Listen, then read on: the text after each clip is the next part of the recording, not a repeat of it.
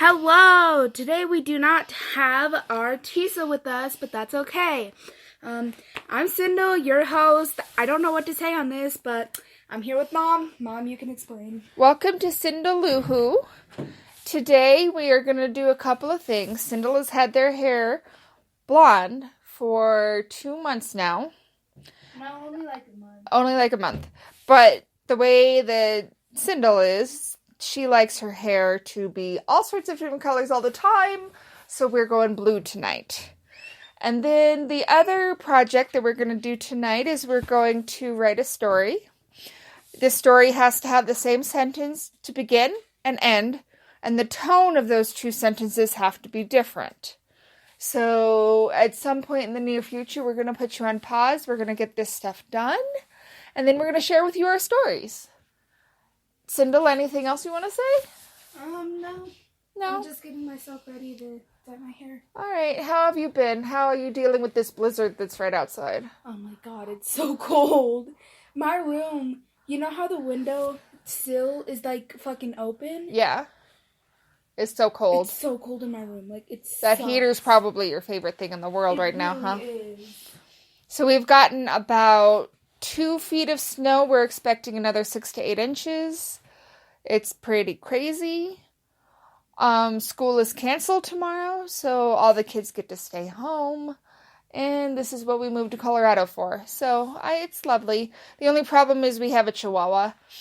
And our Chihuahua Mocha does not want to go outside to pee because she is cold. Legitimate. I get it. But we're worried that she's going to hold her pee too long and get a bladder infection. I don't think she will. I've had the dog for 8 years. I think she'll have some hidey-ho where she'll make do, but we're still a little concerned. Jace, anything else? I don't think so. All right.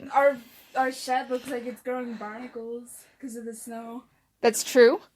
The screens have all frozen over, so we can barely see outside. Except my room, which is surprising because my room's the one that lets the cold air in. Yeah, but your room is also facing a different direction than all the other rooms in the house. Yeah. All right, so I guess it's time to put you on pause. We will be back to share our stories with you. Thanks. We're back. It's only been like 30 minutes, including the time I had to take to put the dye in my hair. But yeah, we only used up like 15 minutes of our timer to do the story part. And yeah, who wants to go first? I really don't want to, so go right ahead. I will go first. So, once upon a time, a boy loved a girl. The girl was charismatic, which was her inevitable downfall. Too many smiles, too little protection. She was warned they would eat her alive, one beautiful mindset at a time. She tried to be true for as long as she could, until the adoration grew to be too much. She lost them through a veil of ecstasy, the artificial high leeching away her pain. As such, she traveled through life, up and down. She failed to remember the faithful, the boy who loved her before. He, too, lived in infamy, the secret, untold misfortunate kind, the kind that started with dead pets and ended up with dead girls. He was known, feared, and hidden in plain sight, as all the good ones are. No one put them together, their 4th-grade photo sitting side by side.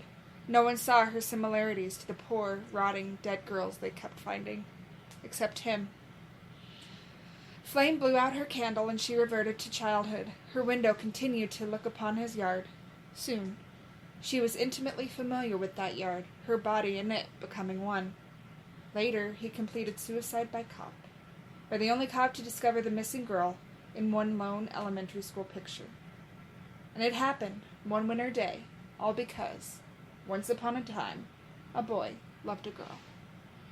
I have no idea what any of that means. She was famous.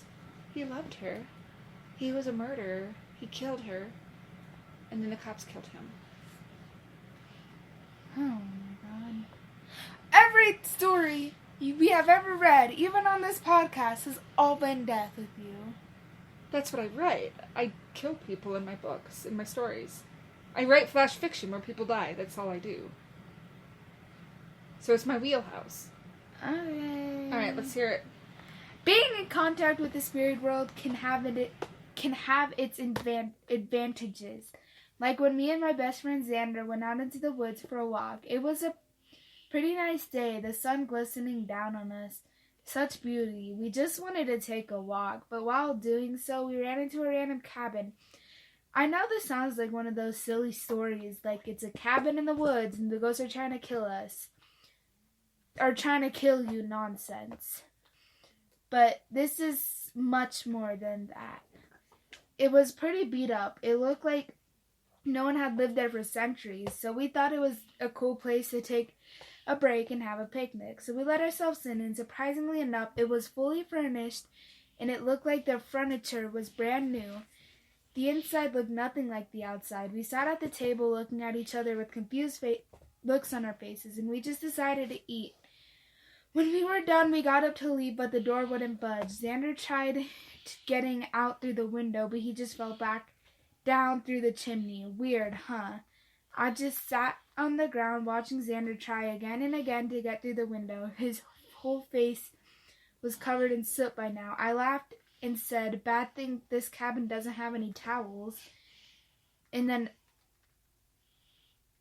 one just appeared in my hand. Xander looked worried and then out of nowhere said, I want a chocolate cake.